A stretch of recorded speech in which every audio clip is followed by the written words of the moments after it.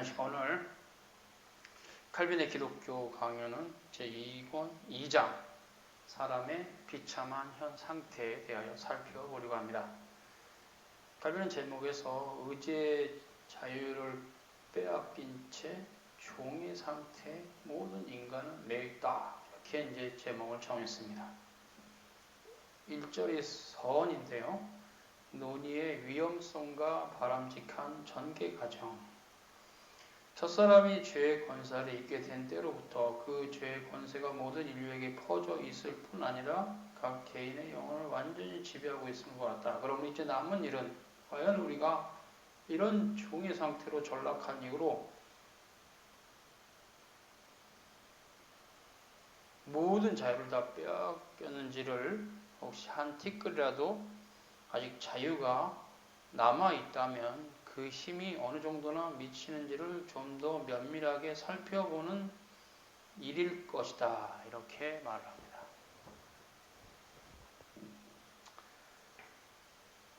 칼빈은 오류를 피하는 최선의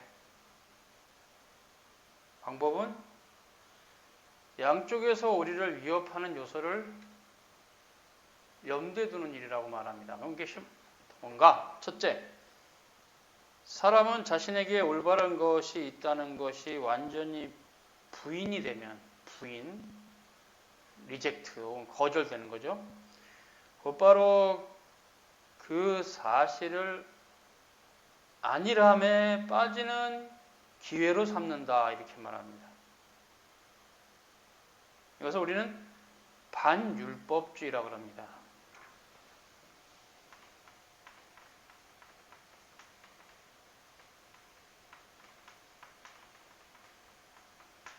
이 반율법주의는 하나님의 계명을 우리 힘으로 지킬 수 없다라는 교리가 그 마음에 들어가는 순간, 그러기 때문에 우리는 지킬 필요가 없다라고 생각합니다. 지킬 의무도 없다. 어차피 우리가 못 지키는 거, 그것이 우리의 의무가 되겠냐 해서 율법 폐기론자죠. 반율법주의자입니다. 그들은 말하기를 스스로 의를 추구할 능력이 전혀 없다면 그것은 자기와 전혀 관계없는 것이다. 반율법주의자입니다. 그래서 이 반율법주의자들의 특징은 율법의 엄중함을 알고, 또 인간의 전적인 타락도 알아요. 그래서 우리가 지킬 수 없다는 것까지는 압니다. 그러나 율법은 우리가 지킬 수 없으나 지켜야 된다는 그 간극, 그것이 좁혀가는 게 우리가 이제 성화라고 할 수 있는데, 성화를 포기하는 거죠. 지킬 수 없는 거 지키지 말자. 그러니까 의지적으로 지키지 말자라고 하는 거죠. 이 반율법주의입니다. 또 그 반율법주의의 정확히 반대편에 있는 교리를 갖고 있는 사람이 있는데요. 아무리 사소한 것이라도 사람에게 공로를 돌리면 바로 하나님의 존귀를 빼앗고 자신에 대한 뻔뻔스러운 과신으로 스스로 멸망에 빠지는 부류입니다. 이것을 율법주의자입니다. 주님 당대의 바리새인들이 율법주의자였죠. 굉장히 자기의가 강해서 다른 사람을 정죄하기를 잘하고, 그러나 정작 본인이 율법을 지키지 못해요. 사람을 미워하는 자마다 살인자니, 그러면 그 계명을 지킬 수 있는 자가 누가 있겠어요? 순간적이라도. 결국 바리새인들은 율법을 지킨 적이 없어요. 피상적으로 지킨 것이죠. 사실은 율법을 지킨 건 아니죠. 칼빈 어거스틴은 이것을 잘 지적하고 있다. 그래서 이러한 반율법주의나 율법주의의 위험성에 빠지지 않기 위해서, 첫째로 사람에게 선한 것이 하나도 없으며 빈곤한 상태의 사망이 우리를 둘러싸고 있음을 알아야 된다. 둘째로 결핍된 그 선과 빼앗긴 자유를 사모하며 더더욱 최고의 선을 향해서 나아가야 된다. 이 두 번째 부분입니다. 첫 번째는 아까 얘기한 대로 사람에게 선한 것이 없다. 두 번째는 그러나 인간은 그 결핍된 선, 빼앗긴 자유를 얻고자 사모해야 된다고 말하고 있어요. 두 번째 과정이 필요하다는 것은 누구나 인정한다. 정상적인 교리를, 정통 교리를 알고 있는 신자들은 누구나 인정하죠. 왜냐하면 이것은 관율법주의를 경계하는 거거든요. 첫 번째 과정에 대해서 또 많은 사람이 의심을 품고 있다.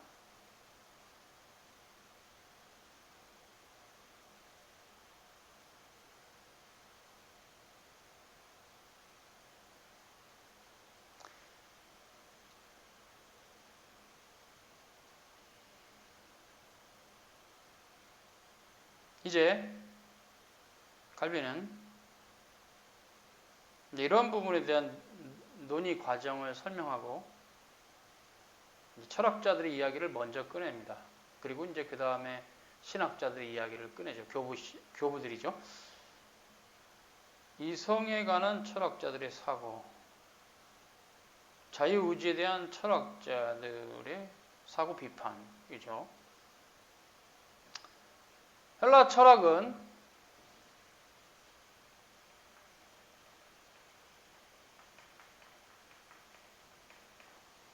인간을 로고스와 파토스로 나누면서 로고스로 파토스를 재워야 된다 이렇게 얘기를 해요. 그 말은 로고스는 완전하다는 얘기네요. 파토스가 문제가 있다는 얘기죠. 그런 식이에요. 로고스와 파토스. 로고스는 이제 지성, 파토스는 감성. 지성으로 감성을 컨트롤 해야 된다 이렇게 말해요. 기독교 교리하고는 다른 교리입니다. 아주 매우 조심해야 될 교리입니다.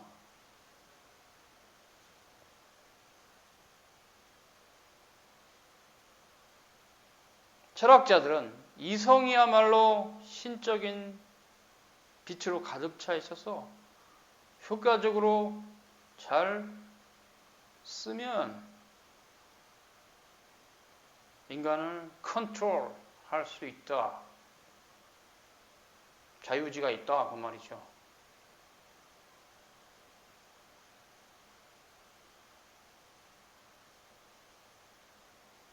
그래서 그들은 말합니다. 욕구가 이성에게 복종하고 감각적인 지각에 굴복하기를 허용하지 않으면 그러한 덕으로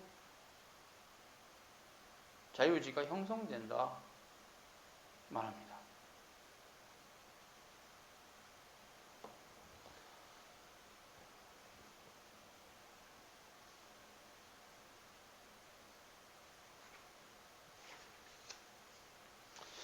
이어서 3절에 철학자들의 자유의지에 대해서 칼빈은 사람이 자기 속에서 이성이 온전히 통치하도록 하기가 심히 어렵다는 것을 경험을 통해서 낙두하여 그것을 부인하지 않는다. 때로 사람이 쾌락의 유혹에 이끌리기도 하고 또 다른 때는 선한 모습을 한 거짓 것에 휩쓰이기도 하고 무절제한 성향에 격렬하게 끌려가기도 하며 플라톤의 말처럼 마치 끈으로 묶인 것처럼 이리저리 끌려다닌다.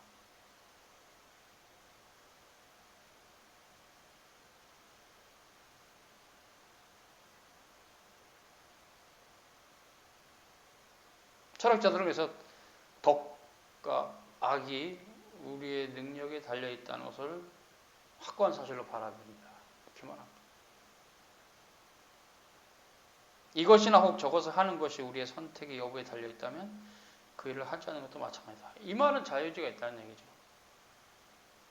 이것이나 저것을 하는 게 나의 선택에 달렸다. 자유의지가 있다는 얘기죠.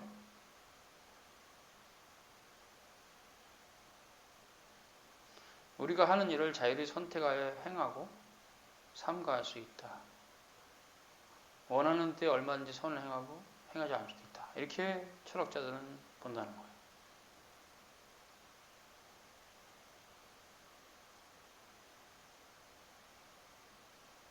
그래서 철학자들은 우리가 잘 살고 거룩하게 산다면 그것은 우리 자신의 공로다 이렇게 말했다고 하죠. 본문에서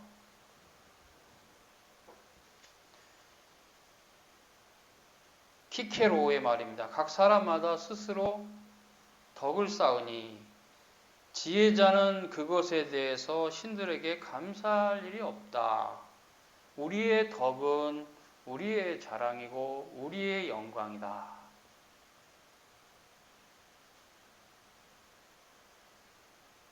그런 것들이 신의 선물이고 우리가 이룬 것이 아니라면 그런 일은 없을 것이다. 그래서 운명은 신에게서 찾아야 돼. 지혜는 우리 자신에게서 찾아야 한다. 완전히 자유의지예요.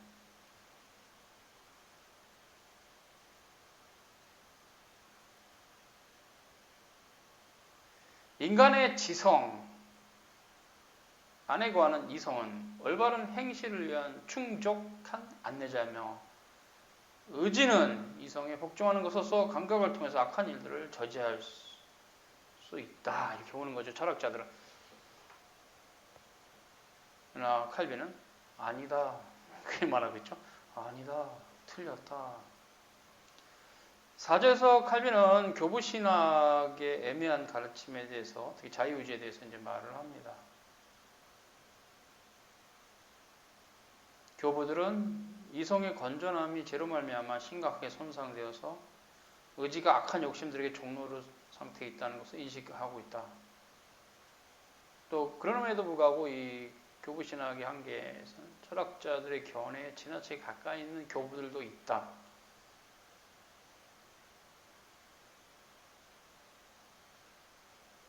근데 이 초기에 이런 교부들이 그렇게 말하는 이유는 두 가지. 첫째는 사람의 무능력을 솔직하게 고백했더라면 그들의 싸움에 상대했던 철학자들의 조소를 받았을 것이다. 둘째로는 이미 선에 대해서 무관심한 상태에 있는 육체에게 또다시 게으름을 피울 빌미를 제공한 것을 방지하고자 그렇게 한 거다.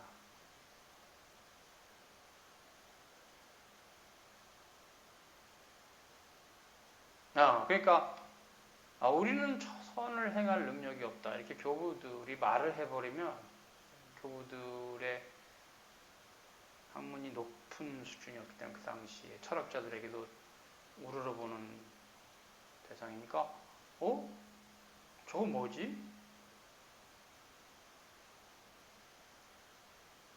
아무도 아니면 저렇게 말하는 애들 보니까 우리가 조소하자. 이렇게 철학자들이 교부들의 가르침을 조롱한다는 거죠. 저 뭔 소리야? 이렇게 하면서. 그래서 이제 교부들은 우리가 전적으로 무능력하다라고 고백하면 그들의 싸움의 상대였던 철학자들에게 조롱을 받을 것이라는 거죠. 그것을 염려했고, 둘째로는 방종. 이게 거기 이제 반유법주의의 위험성이 있기 때문에 인간의 어느 정도 자유의지가 있다라는 식으로 얘기를 했던 교부들이 있었다. 라는 말을 하는 겁니다. 크리스토텀도 이런 부분에서 상당히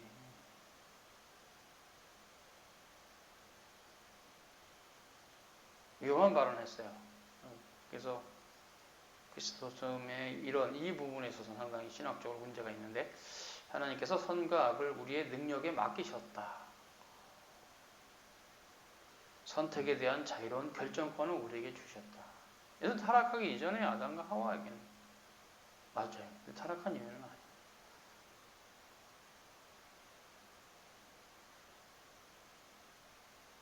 그래서 악한 자도 그가 원하면, 인간 편에서 원하면 선한 사람으로 변화될 수 있다. 선한 사람에도 게으름을 피워서 방종하면 타락한 사람이 될 수 있다. 주님께서 우리의 본성으로 자유로이 선택하도록 지으셨기 때문이다. 이렇게 말하고 있어요. 하나님께서 우리에게 필연을 강요하시지 않으시고 적절한 치유책을 제공해 주시고 모든 것이 병든 자의 판단에 따라 되도록 허용하셨다. 상당히 신인 협동설에 가까운 교리입니다. 크리스토톰의 이 교리는. 그래서 크리소스톰의 이 교리는 위험해요.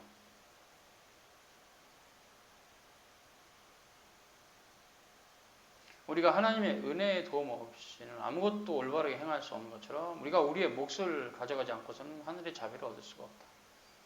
이 신협동설이에요.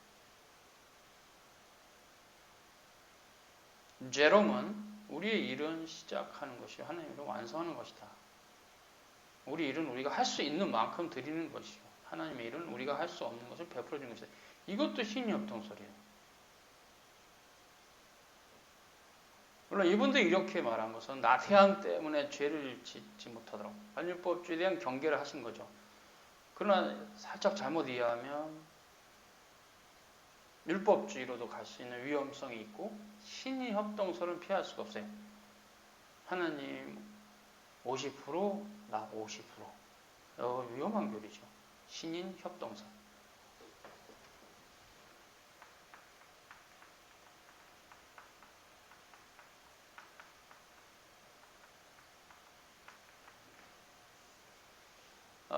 이거는 이제 신인협동설인데요. 이거는 일단 그 반율법주의자들을 방어하기는 좋은데 율법주의자들을 방어 못해 우리가. 율법주의자들에게 그 잘못했다고 말할 수 없어 이걸 가면. 왜냐하면 하나님과 인간이 협동해서 구원을 이루는 거니까 율법주의자들에는 좋은 먹잇감이죠. 이런 주장. 야 이건 우리하고 똑같다 이렇게 할 수도 있죠. 저는 똑같진 않아도 야 우리하고 같이 갈 수 있다 이렇게 위험한 교리입니다. 신협동설.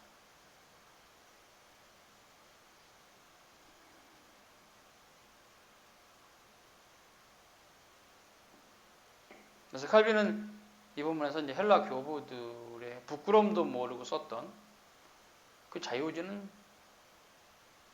아우텍수시오스 자기 능력이다 이렇게 교부들이 말한 것에 대해서 비판합니다. 아니다.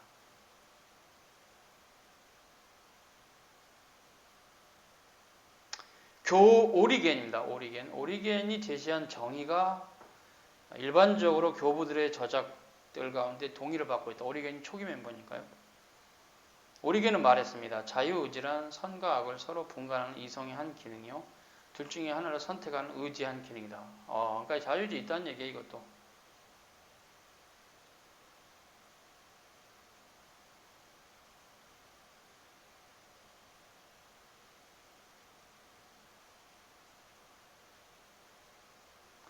어거스틴은 그런데 이런 부분에 있어서 자유의지란 하나님의 은혜의 도움을 받으면 선을 선택하고 하나님의 은혜가 없으면 악을 선택하게 되어 있다.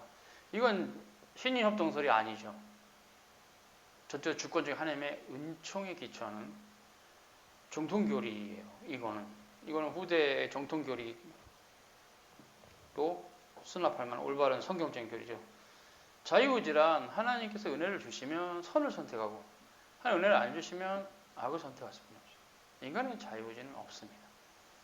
여기서 이제 어거스틴은 다른 본문에서 노예의지론을 얘기하죠.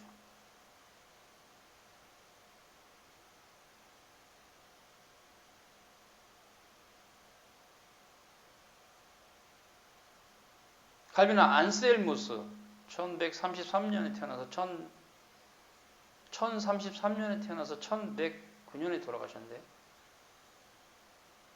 안셀무스의 자유의지에 대한 교리도 칼빈은 못마땅하게 생각합니다. 자유의지란 공명정대함 그 자체를 위해서 공명정대함을 유지하는 능력이다. 별로 좋게 안 보죠. 이런 교리에서. 우리 편에 뭔가 능력이 있다는 시니까.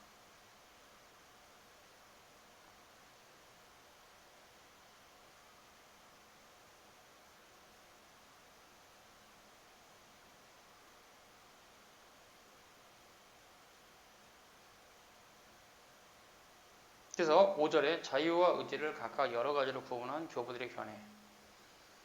대체로 교부들은 중립적이었다.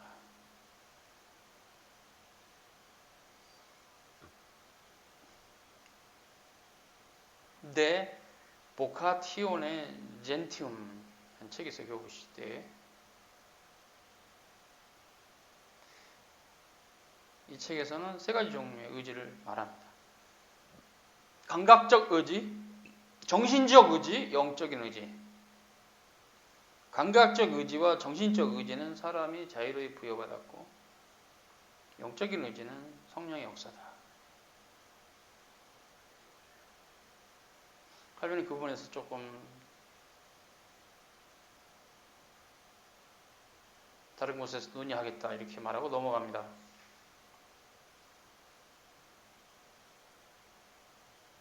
스콜라 신학자들은 세 종류의 자유를 구분했다 이렇게 말하는데, 첫째는 필연으로부터의 자유, 둘째는 죄로부터의 자유, 비참으로부터의 자유.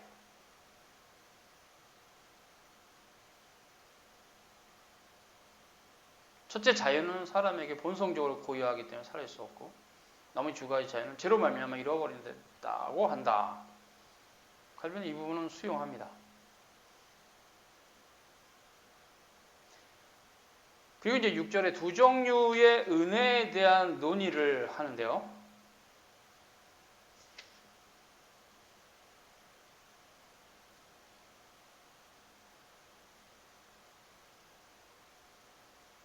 은혜의 도움 없이 자유의지만으로 사람이 선행을 할 수 있는 데는 불충분하다. 그건 논란의 여지는 없다. 그렇죠?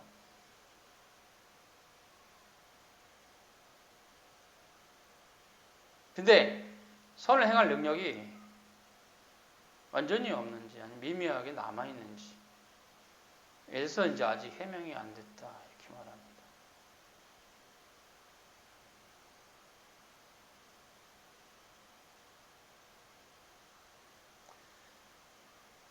7절에서 자유의지의 용어의 부적절성이라는 제목으로 사람이 이런 유의 자유결정권을 지니고 있다고 말한 것은 그가 자유로운 선택권을 선과 악에 대해서 동등하게 행사하기 때문이 아니라 그가 강제에 의해서가 아니라 자기의 의지로 악하게 행동하기 때문이다.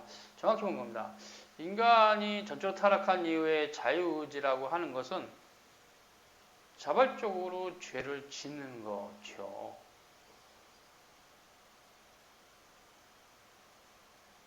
그걸 말하는 거죠. 자유의지라는. 과연 좋은 편이다. 칼빈이 이렇게 말합니다.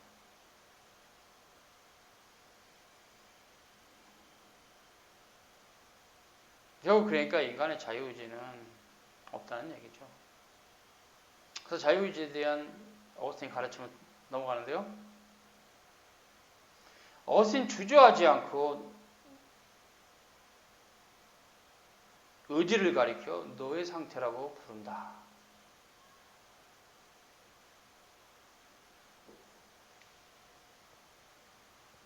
아무도 의지의 결정을 감히 부인하여 죄에 대해서 변명하지 못하도록 하기 위함이다.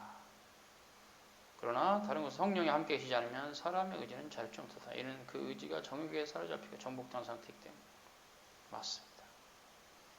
인간의 의지로는 선을 행할 수가 없어요. 절대로 없습니다. 하나님 은혜가 있어서 선을 선택하고 하나님 은혜가 없어서 악을 선택한단 말이 맞죠.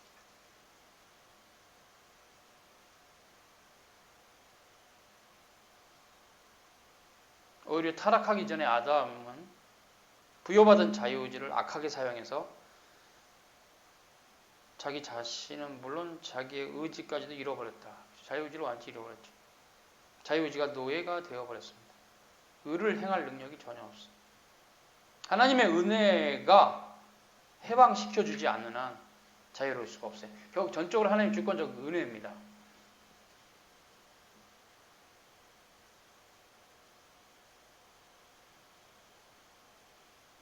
사람은 창조함을 받을 때에 자유의지라는 위대한 능력을 부여받았으나 죄를 지어서 완전히 잃어버렸다.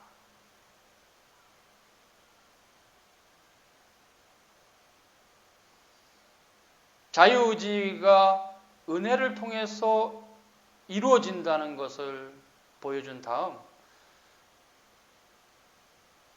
그렇기 때문에 은혜가 없이 스스로 자유의지를 지닐 수 있다고 주장하는 자들은 비판받아 마땅하다 이렇게 말합니다.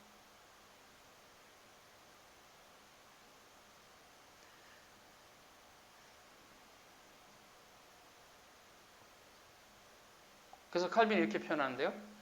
저 가련한 사람들은 자유를 얻기도 전에 자유의지를 자랑하고, 그렇죠?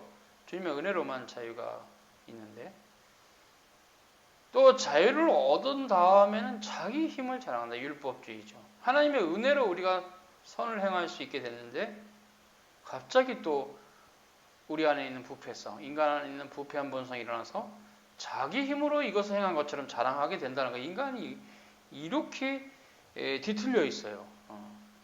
그래서 뭐 문제가 잘 안 되면 남 탓, 잘 되면 자기 탓. 자기의 다 공로야. 자기가 잘났어. 누구나 그렇죠. 그래서 갈비는 지적하고 있어요.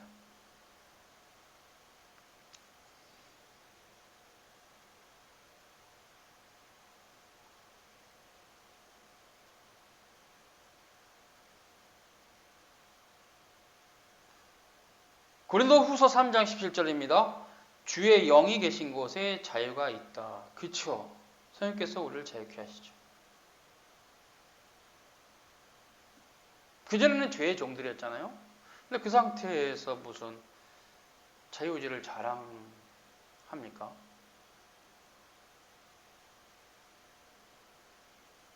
그들을 정복한 죄의 종이죠.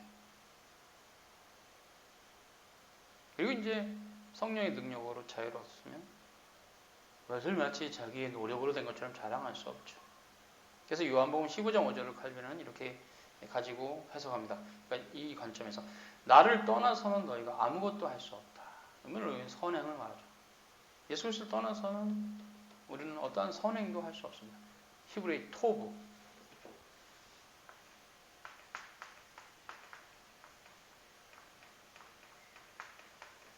아가도스라고도 하는데 토부. 헬라어는 아가도스. 선행할 수 없어요. 우리는 우리의 힘으로 선행할 수가 없어요.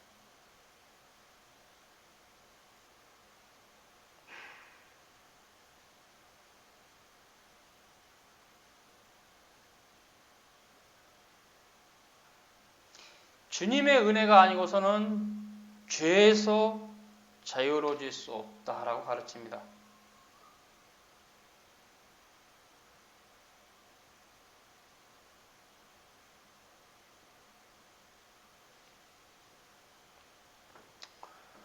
구절에서 칼빈은 교부들에게서 듣는 진리의 목소리라는 부분에서 어거스틴을 제외하고는 많은 교부들이 이 문제에 대해서 너무 애매하게 주장을 했다. 혼란스럽게 말하고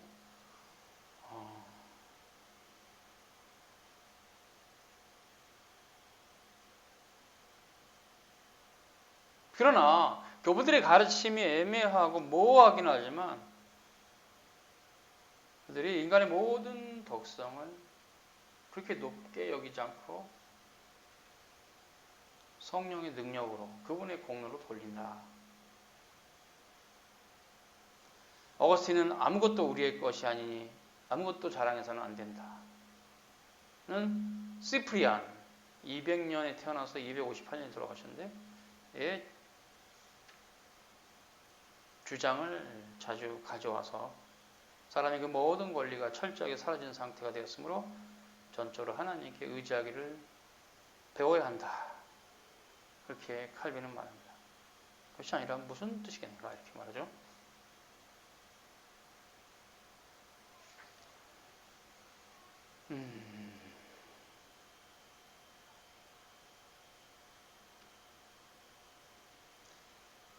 자유의지를 지나치게 지켜 세우는 점이 나타나고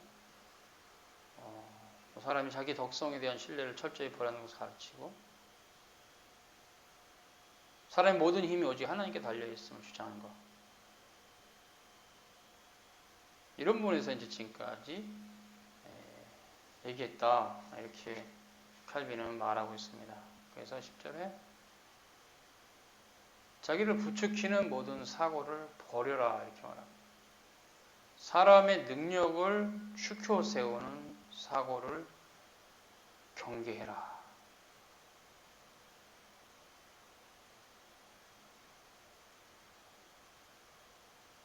이렇게 말합니다. 그래서 10장에서부터는 또 다음 시간에 들어가서 살펴보기로 합니다. 수고하셨습니다.